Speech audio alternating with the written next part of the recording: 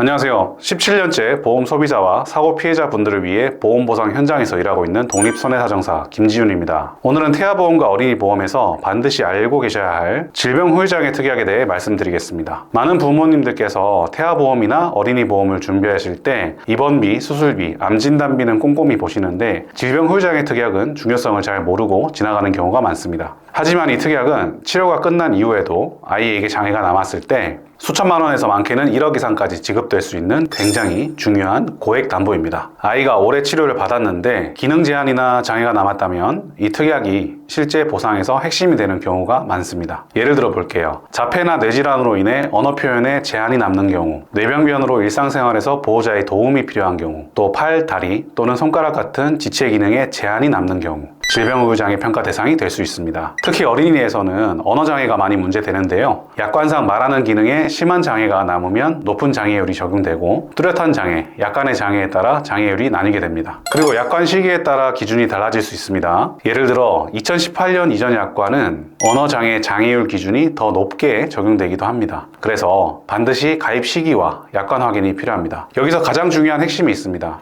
바로 영구장애 인정 여부인데요. 아이들은 성장기이기 때문에 보험사는 회복 가능성이 있다, 아직 평가 시점이 아니다 라는 이유로 장애 확정을 미루거나 평가 보류를 주장하는 경우가 매우 많습니다. 실무에서는 현재 상태로는 영구장애가 아니다, 추적 관찰이 필요하다, 이런 의견이 나오면서 보험금 지급이 지연되는 경우가 정말 많습니다. 또 하나 중요한 부분은 장애율입니다. 특히 50% 이상, 80% 이상 고도장애 특약은 연금 형태로 지급되거나 보험금 규모가 매우 크기 때문에 보험사가 장애율을 낮게 평가하려는 경우가 많습니다. 일상생활 기본동작 제한 평가에서도 5%에서 10% 정도 낮추려는 사례가 실제로 자주 발생하고 있습니다. 하지만 단 몇 퍼센트 차이만으로도 보험금 지급 여부가 달라질 수 있습니다. 그래서 질병후유장애는 청구를 한 이후 대응하는 구조가 아니라 처음부터 전략적으로 준비해야 하는 영역입니다. 자료 준비 시점, 장애 평가 타이밍, 의료 의견 확보, 이 세 가지가 보험금 지급을 좌우한다고 보셔도 됩니다. 특히 청구 이후에는 보험사에 유리한 자료가 형성되는 경우도 많기 때문에 일반 소비자가 혼자 대응하기에는 어려움이 큰 영역입니다. 따라서